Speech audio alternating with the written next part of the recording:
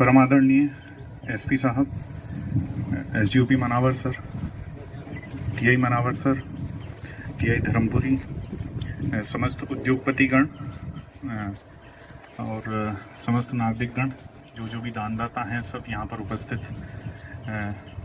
Press के लोग, हमारे स्टाफ के लोग, आप सभी लोगों का मैं स्वागत करता हूँ। और इस प्रोजेक्ट के बारे में सर्वप्रथम मैं बताना चाहता हूँ सर, हम लोगों ने दिसंबर में इस प्रोजेक्ट की शुरुआत की थी। शांति समिति की मीटिंग में ये प्रस्ताव रखा गया था कि हम लोग गंदवानी जो चारों तरफ से संपत्ति संबंधी अपराधियों से घिरा हुआ है, तो उसके कस्बे को सुरक्षित बनाएंगे। और प्रथम शांति समिति की मीटिंग में मैंने कैमरे लगाने के लिए लोगों को प्रेरित किया था। उसके बाद लोग बड़ी संख्या में आगे आए और अभी तक हम लोगों ने 42 स्थानों पर 87 कैमरे लगा दिए हैं सर। और इस पूरे अभियान में सर हम लोगों ने ऐसे स्थान चिन्हित किए कि जहां पर कैमरे वास्तव में शहर के आउटपुट्स और संवेदनशील स्थान, चोरों के आने जाने की जगह या भागने के स्थान, उन स्थानों को चिन्हित करने के बाद हम लोगों ने वहां पर कैमरे स्थापित किए हैं सर। बहुत ही महत्वपूर्ण योगदान सर गंदवानी की जनता का इसमें रहा है सर। दान देने से लेकर अपने इस दौरान जो भी मशीनरी की भी ज़रूरत पड़ी सर, जेसीबी से लेके अन्य सारी सुविधाएं उन्होंने उपलब्ध कराई और स्वेच्छा से बिना किसी दबाव के सभी लोगों ने जितना अधिक से अधिक दान हो सकता है वो किया। इस पूरी अभियान में सर, इस पूरी कहानी में सर जनता के द्वारा दिया गया दान और ये मान लें कि हम लोगों की जो दृढ़ता थी और एकाग्रता थी इस अभियान में, वो इस कहानी का मुख्य शीर्षक रहे सर। दान के संबंध में जब भी कभी बातचीत हुआ करती थी सर, मैं कोई ना कोई कहानी हमेशा जनता को सुनाता था। तो ये संभवतः सीसीटीवी के संदर्भ में अंतिम बार हम लोग बैठ रहे हैं, तो एक अंतिम कहानी मैं आपको दान की सुनाता हूँ। हम लोगों ने देखा है, पढ़ा भी है कई धर्म ग्रंथों में, बड़े से बड़े दानियों के संबंध में हमने आज तक पढ़ते रहे हम लोग, परंतु शायद हम में से बहुत कम लोग जानते होंगे कि संसार का सबसे बड़ा दान किसने किया। कर्ण, महर्षि दधीची, कबीर से लेकर बहुत सारे दानी जो है हम लोग पढ़ते हैं उन लोगों के बारे में, उनके दान के बारे में, परंतु मानव कल्याण के लिए जो सबसे बड़ा दान किया वो प्रथम जिज्ञासु के रूप में प्रसिद्ध ऋषि कुमार नचिकेता ने किया था। ऋषि कुमार नचिकेता की कहानी हम लोग जो है कठोपनिषद में पढ़ते हैं। ऋषि कुमार नचिकेता वासवास ऋषि के पुत्र थे। जब वे बहुत ही छोटे थे तब उनके पिता ने विश्वजीत यज्ञ कराया था। उस यज्ञ के बाद संपन्न होने पर उनने वचन दिया था कि मैं अपने सारी संपत्ति जो है अपनी सारी संपत्ति को यज्ञ के अंत में दान कर दूंगा। परंतु जब यज्ञ खत्म हुआ तो ऋषि कुमार नचिकेता ने देखा कि उनके पिता जो है बूढ़ी और बीमार गाय और अपनी वह संपत्ति दान कर रहे हैं जो उपयोग की नहीं थी। ऋषि कुमार नचिकेता एक बालक थे, परंतु वह बखूबी जानते थे कि धर्मपरायणता क्या है और प्रतिज्ञा क्या होती है। उनको पिता के इस तरह से कार्य करते हुए देखकर बहुत बुरा लगा और उन्होंने अपने पिता से एक प्रश्न किया कि पिताजी, दान देते समय अपने हृदय के सबसे निकट की वस्तु दान में दी जाती है, तो आप बताइए आप मुझे किसको दान में दे रहे हैं।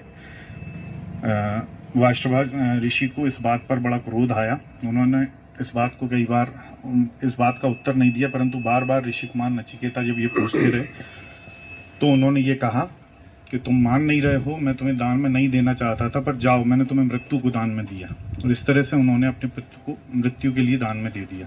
ऋषि कुमार बड़े प्रसन्न हुए और उन्होंने कहा, पिताजी आपकी इस बात को मैं अक्षरशः पालन करूंगा।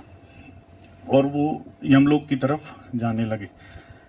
ऋषि कुमार नचिकेता के पिताजी ने उन्हें बहुत रोकने का प्रयास किया, परंतु वे नहीं माने और यमपुरी पहुंचे। यमपुरी में उनको द्वारपालों ने रोका और उनसे कहा कि अभी तुम्हारी मृत्यु नहीं आई है, आप क्यों आए हो, और अभी यमराज भी यहाँ पर 3 दिन के लिए नहीं है।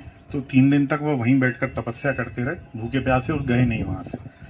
जब 3 दिन बाद यमराज आए और उन्होंने एक ऋषि बालक को इस स्थिति में देखा जो भूखा प्यासा तपस्या कर रहा था, तो यमराज ने उनसे 3 दिन के लिए क्षमा मांगी और 3 वर दिए उनको।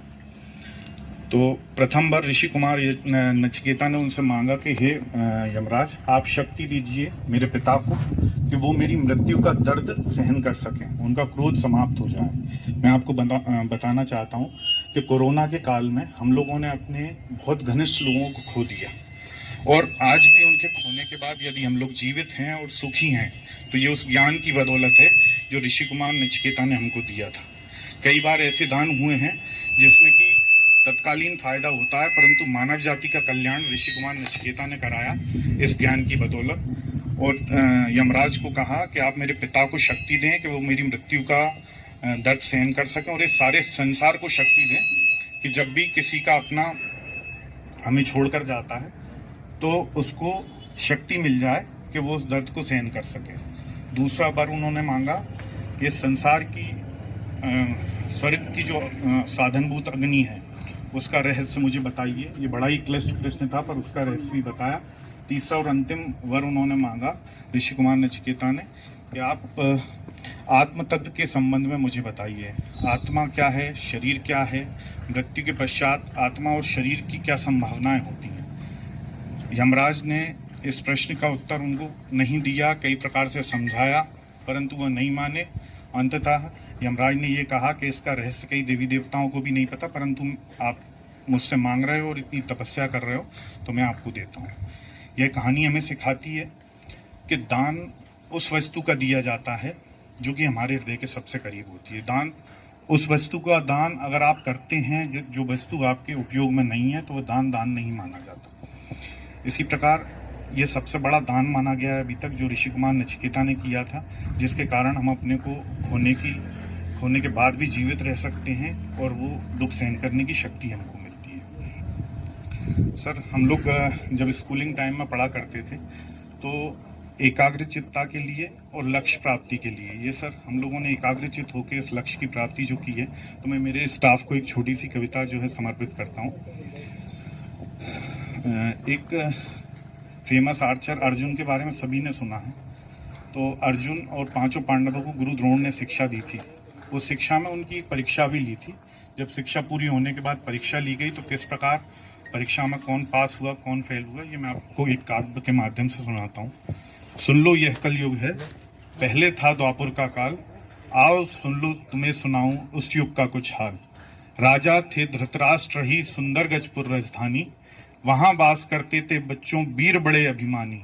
उन वीरों का तेज सूर्य की चमक दमक हरता था, उन वीरों से मानो मन में काल स्वयं डरता था।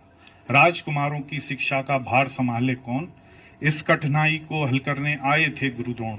गुरु द्रोणाचार्य बड़े धनुधारी बड़े वीर थे भाई, नहीं जीत पाता था उनसे कोई कभी लड़ाई। सिखलाते थे राजकुमारों को वे तीर चलाना, रोज नया था पाठ नया था उनका रोज था नया निशाना। बहुत काल अभ्यास चला एक दिन बोले गुरु ज्ञानी, आज परीक्षा लेने की है मैंने मन में ठानी। एक झाड़ की डाली पर वह है कपड़े की चिड़िया, दिखती है सचमुच चिड़िया सी वह जादू की पुड़िया। गुरु बोले जो तीर आंख में उस चिड़िया की मार गिराए, वही आज के इम्तिहान में ऊंचे से ऊंचा पद पाए। आया एक कुमार ताव में धन पर अपने तीर चढ़ाए, और साथ ही गुरु द्रोणाचार्य भी आगे को बढ़ाए। और प्रश्न पूछा फिर गुरु ने, तनिक कुमार बताओ इस क्षण क्या क्या देख रहे हो पहले मुझे समझाओ। सब कुछ देख रहा हूं मैं तो था कुमार का उत्तर। गुरु बोले तो तुम न चलाओ तीर लक्ष्य के ऊपर। लक्ष्य भेद कर सका न कोई गुरु को हुई निराशा, एक शेष अर्जुन कुमार पर टिकी हुई थी आशा। अर्जुन ने जब आगे आकर धन पर अपने तीर चढ़ाया, गुरु ने अपना प्रश्न बड़ी आशा से फिर दोहराया। अर्जुन तुम क्या देख रहे हो इस क्षण मुझे बताओ, इस सवाल का उत्तर देकर बेटा तीर चलाओ। अर्जुन लीन लक्ष्य में था वह धीरे धीरे बोला, गुरुजी मैं तो देख रहा हूँ बस चिड़िया का चोला। गुरु प्रसन्न हो उठे, धन्य है अर्जुन तेरी वाणी, तू निश्चय ही सफल हुआ है हार लक्ष्य ने मानी। दूजे क्षण ही अर्जुन का सर धन से छूट गया था, सबने देखा चिड़िया का सर धड़ से टूट गया था। सुन लो एक लक्ष्य रखकर जो करते हैं काम, अमर सदा रहता है जग में उन वीरों का नाम। आप सब उपस्थित गंधवानी के सभी नागरिकगण, वरिष्ठगण, हम लोग थाना गंधवानी की ओर से सदैव आपके ऋणी रहेंगे जो आपने ये अवसर हमको दिया कि माननीय एसपी साहब यहाँ पर आए और इस सीसीटीवी कंट्रोल रूम का उद्घाटन करने का अवसर प्राप्त हुआ। जय हिंद, जय भारत।